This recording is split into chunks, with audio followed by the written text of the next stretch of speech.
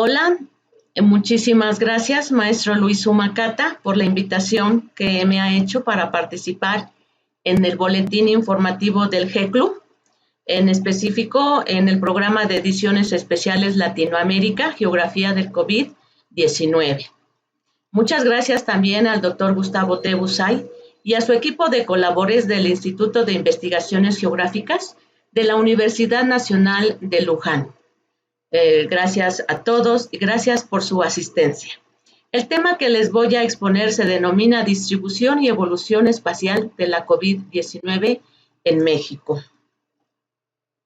El contenido presenta los siguientes aspectos: la geografía y el estudio de la pandemia de COVID-19, el contexto internacional, el contexto de México y algunas reflexiones. Al inicio de mis pláticas siempre me baso en algunos conceptos clásicos de la geografía y en este caso pues la relación con la pandemia de COVID-19, y señalo que la geografía es la ciencia que estudia el espacio geográfico y la relación hombre-medio que se presenta. Este concepto fue desarrollado por Friedrich Ratzel, geógrafo alemán, en su obra Antropogeografía a inicios del siglo XX. Y también Oliver Dollfuss habla de los conceptos de espacio objetivo y espacio subjetivo, de espacio real, de espacio virtual o ciberespacio. Por eso aquí está esta imagen de la Tierra cuando analizamos, por ejemplo, el espacio objetivo y ahora las intercomunicaciones, las redes, que se presentan en un espacio virtual. Y también, bueno, pues la geografía estudia la distribución espacial de los hechos y fenómenos que se presentan en la superficie terrestre. Y algunas de las preguntas clásicas de la geografía son ¿dónde? ¿Verdad? Para nosotros es fundamental el dónde, el cuándo, el por qué va a pasar, ¿sí? ¿Qué pasó? ¿Cómo estamos? Y cuál es la perspectiva o escenarios. Y esos hechos y fenómenos son algunos de los siguientes: los huracanes, el cambio climático, los sismos, los terremotos, las erupciones volcánicas, los tsunamis, incendios, ciclones y epidemias y pandemias, entre otros. Las epidemias y pandemias no son eventos nuevos. Desde la existencia del hombre hay evidencias de estas epidemias y pandemias, por ejemplo, en las grandes civilizaciones de Mesopotamia, de Egipto, en el Nuevo Mundo, también en la civilización de los mayas, de los aztecas, entre otros. Y algunos de los conceptos de la geografía pues son la localización, la distribución, la causalidad, la asociación, la interacción, la evolución, entre otros conceptos, que siempre también los ha desarrollado uno de ellos, Gustavo de Busay. Y bueno, para nosotros es fundamental la situación, que tiene que ver con la latitud, longitud y altitud. Y México, bueno, pues se encuentra en el hemisferio norte y México presenta una gran variedad de climas. Desde los fríos en las cimas de las montañas, por ejemplo, en la Sierra Madre Occidental, en el eje neovolcánico transversal, climas secos en el centro y norte de México, climas cálidos en la vertiente del Golfo y en la vertiente del Pacífico, entre otros. Y también, bueno, pues está el mapa de la distribución geográfica de los casos de COVID en México, en donde se señalan pues las regiones con las mayores tasas. En este caso, pues el verano, principalmente. Y bueno, pues el contexto internacional. Siempre es importante saber qué está pasando alrededor del mundo y después enfocarnos a nuestra área. Entonces, para el día 23 de septiembre de 2020, los casos confirmados acumulados son 31.425.029. ¿Sí? Y bueno, pues ¿cuáles son los países con las mayores, con el mayor número de casos? Pues está aquí Estados Unidos, Brasil, Rusia, India y Sudáfrica, entre otros. Y las muertes confirmadas acumuladas son 967.164, y los países con mayor número de defunciones, lamentables defunciones, pues son Estados Unidos, México, Brasil, India, entre otros. Y también aquí presentamos la curva epidémica de México.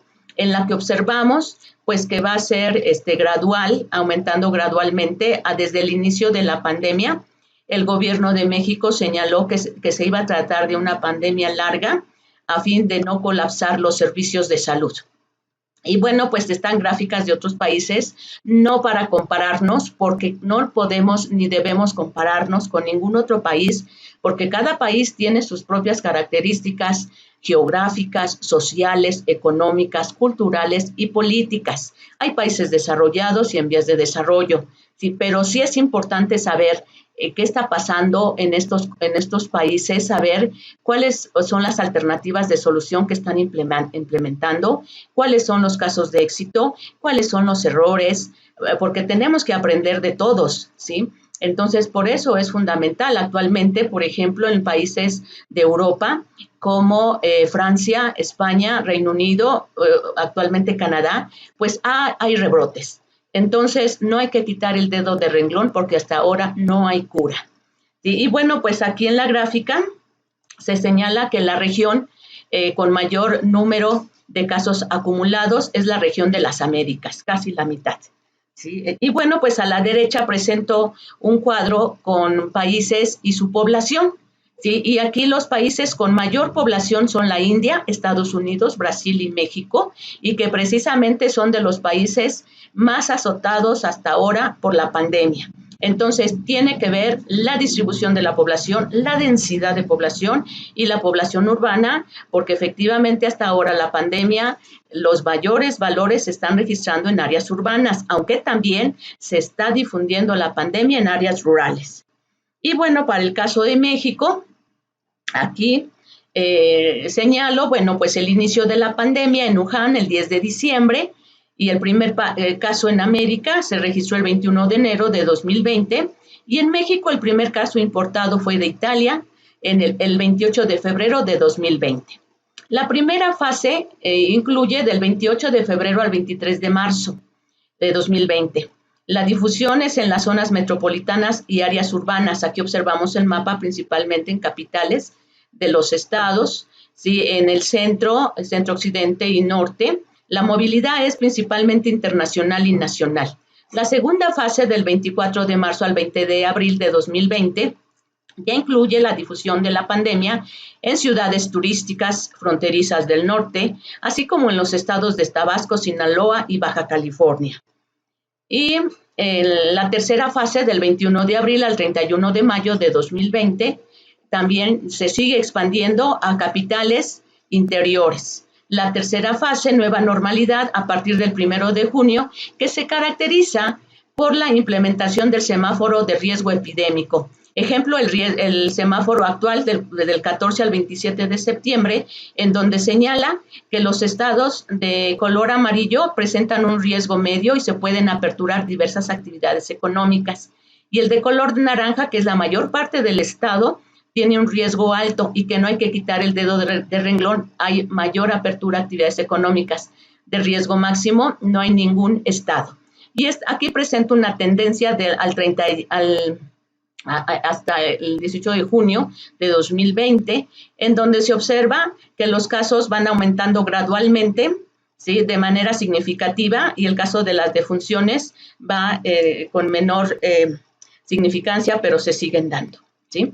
Y aquí, bueno, presentamos unas gráficas al 30 de junio de casos y defunciones. Los casos son de color amarillo y observamos de color azul, y esa tendencia ya se ve más acelerada, ¿verdad? Al 30 de junio, al 31 de julio, el número de casos aumenta aceleradamente, el número de defunciones aumenta no tan significativamente, ¿sí? Y al 18 de septiembre, pues aquí observamos ya que viene el descenso en los casos, ¿sí? Y también el descenso de las defunciones. Se está, a partir de los casos y defunciones en las últimas 24 horas, está disminuyendo y eso es favorable. Y aquí, bueno, pues presentamos unos mapas al 31 de agosto, al 16 de septiembre, de tasas de mortalidad, ¿sí? En donde se observa que las mayores tasas de mortalidad se presentan en la región noroeste de México, que incluye los estados de Sonora, Sinaloa, municipios de Baja California,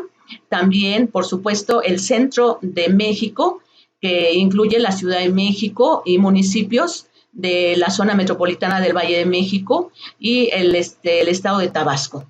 Sí, y también, bueno, pues al día de hoy presentamos este mapa por estado en donde se señala que las regiones con el mayor número de casos son la región del noreste, que incluye el estado de Tamaulipas, de Nuevo León, de San Luis Potosí, de Coahuila y la región noreste, Sonora, Baja California, algunos estados del centro occidente como Guanajuato y Jalisco, el estado de Veracruz, el estado de Tabasco.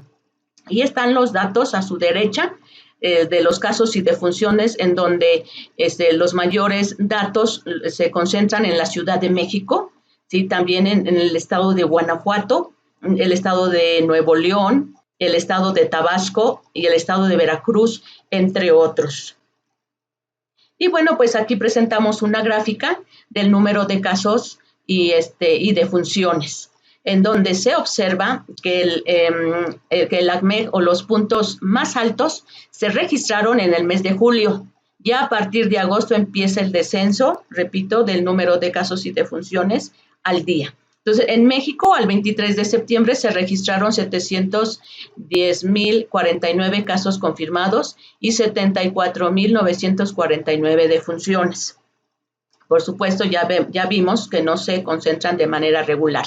Algunos de los condicionantes, algunos porque son muchos, es la distribución de la población, la densidad de población y la población urbana. La distribución de la densidad de la población en este mapa observamos que es principalmente, se concentran las mayores densidades en la Ciudad de México, el Estado de México y en el centro del país, además del estado de Nuevo León, Veracruz y Chiapas. Y aquí presentamos un mapa de las zonas metropolitanas que conforman la zona megalopolitana de México, conformada por varias zonas metropolitanas, entre ellas, pues la zona metropolitana del Valle de México, la zona metropolitana de Toluca, de Cuernavaca, de Puebla, de Pachuca, entre otras. Los grupos de población vulnerable también van a ser importantes en esa distribución de la pandemia, ¿sí? De niños de 0 a 9 años y también la población adulta mayor, la cual se concentra nuevamente pues, en el centro de México, además de los estados de Veracruz, ¿sí? Y de Oaxaca. Otra de las condicionantes es la causa de morbilidad crónicas y comorbilidades, como la hipertensión, la obesidad, la diabetes y mellitus y el tabaquismo. Son condiciones de desventaja ante la COVID. Entonces, eso también viene a repercutir en la mortalidad por COVID. ¿Por qué? Porque no es lo mismo que la enfermedad le dé a una persona joven o persona adulta mayor y que estas personas tengan diabetes o hipertensión o enfermedades obstructiva pulmonar crónica o enfermedades crónicas del hígado, etcétera. No es lo mismo, no es la misma respuesta. Entonces, también se han incrementado el número de defunciones por las comorbilidades, que son el resultado de estilos de vida no saludables. Y bueno, pues ante esto, al inicio conformamos el grupo Geosalud de profesores de la Facultad de Geografía y de estudiantes del posgrado y que se está realizando al día la cartografía participativa y se está generando cartografía al día del comportamiento de la pandemia. Pues algunas reflexiones sobre la pandemia de COVID-19 son las siguientes. Desde nuestros campos de conocimiento, desde nuestras experiencias, proponer y aportar elementos para la toma de decisiones, para las políticas generales y específicas focalizadas en el territorio, durante la pandemia y pospandemia, en ámbitos de la economía, educación, movilidad, estilos de vida, para la construcción de ciudades saludables y sustentables.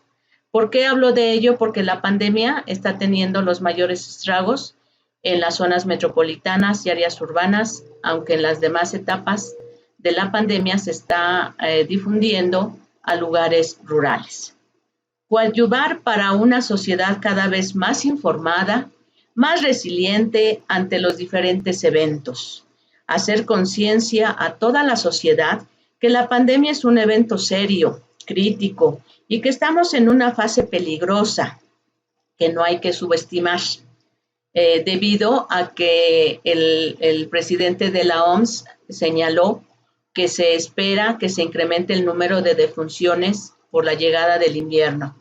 Entonces yo creo que las recomendaciones de las autoridades en materia de salud las tenemos que tener en cuenta.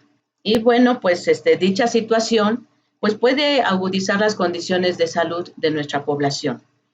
Todos, el sector académico, el sector gubernamental, el sector privado, debemos incidir en la salud. Seamos proactivos y propositivos ante la pandemia porque nos está tocando vivirla. Es un evento extraordinario, ¿sí? Y porque la salud es responsabilidad de todos, del gobierno, de la familia, del individuo. Entonces, tomar conciencia de ello. ¿Sí? Y bueno, pues se presenta aquí alguna de la bibliografía consultada y muchas gracias a todos, al equipo de trabajo de Geosalud, muchas gracias, ¿sí? Al agradecimiento a HitHub por permitir hacer posible la página de Geosalud en forma gratuita y cordiales saludos a todos. Buen día.